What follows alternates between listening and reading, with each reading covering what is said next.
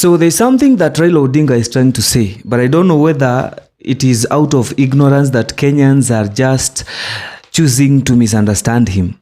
Because when Raila Odinga called off the mass action that was supposed to happen on Monday and Thursday, it was because President William Ruto had invited the former Prime Minister for a national dialogue. But it is then coming to occur that Raila Odinga had not given it a proper thought, or he had not internalized whatever President William Ruto had told him on how he was to solve the problems that Raila Odinga was trying to stage during the mass action. And some moment later, I saw a big headline, Ruto alitucheza, and that he wants a dialogue like that which was brokered by Kofi Annan between Raila and Kibaki. And those from Kenya Kwanza and those who don't subscribe to Raila's politics are criticizing him because they say he wants a Nusu Mkate, or he wants a share of the government. And true, that is what he wants. But the question I want Kenyans to ask themselves is, does Raila deserve a Nusu Mkate government, or does he deserve a share in the government? And before I even speak about it, let me remind you that the numbers of the presidential election of 2022 was divided almost by half between President William Ruto and the opposition leader Raila Odinga. And that tells us that the country is divided into two equal halves if we are to consider the numbers that went to the election, or the numbers that participated into that election. Now back to my analysis. If there is something that Raila Odinga has come to realize, or something that is in reality in Kenya, is that the recommendation by the President William Ruto to solve the problems between him and the opposition in parliament through a bipartisan process is something that cannot be realized in the Kenyan parliament. That cannot happen in our parliament as it is. Why? Because Raila knows that the president is controlling the parliament in terms of numbers, and Raila Odinga himself is following in terms of control of the parliament. If today the president wants to pass a certain law, he only needs to call one single meeting of all his members of parliament from Kenya Kwanza, buy them tea or bribe them in whatever way they bribe each other out there. And then after that meeting, every member of parliament will go to that parliament thinking and acting and seeing everything the way Ruto tells them to see. And the same happens to Raila Odinga. And at this stage, Raila Odinga knows very well that it is very difficult to have an nonpartisan decision in that parliament. Now, what you need to know is that in parliament, our members of parliament cannot make an nonpartisan decision or a bipartisan position unless they have a common enemy to fight. Now, as it is today, they don't have any common enemy.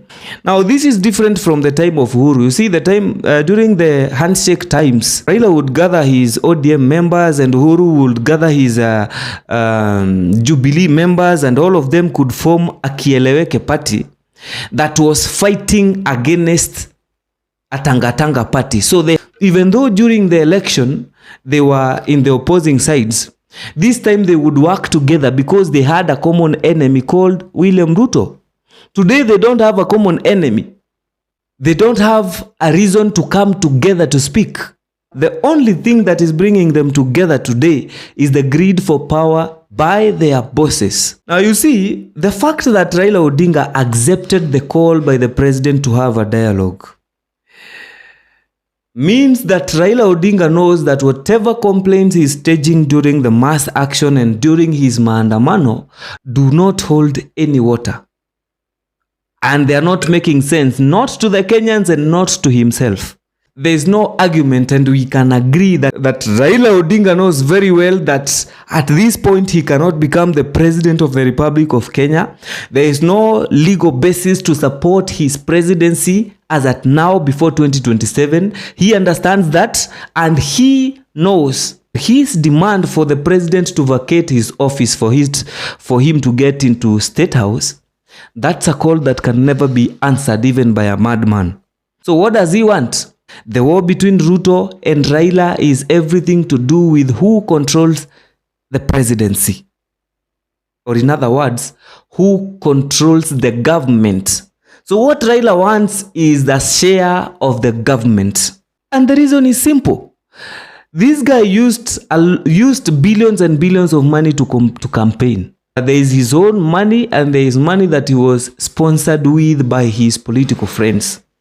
Now, all these people are counting losses because they had believed that Raila Odinga would become president by do or die. Did he become? No. So are they counting losses? Yes.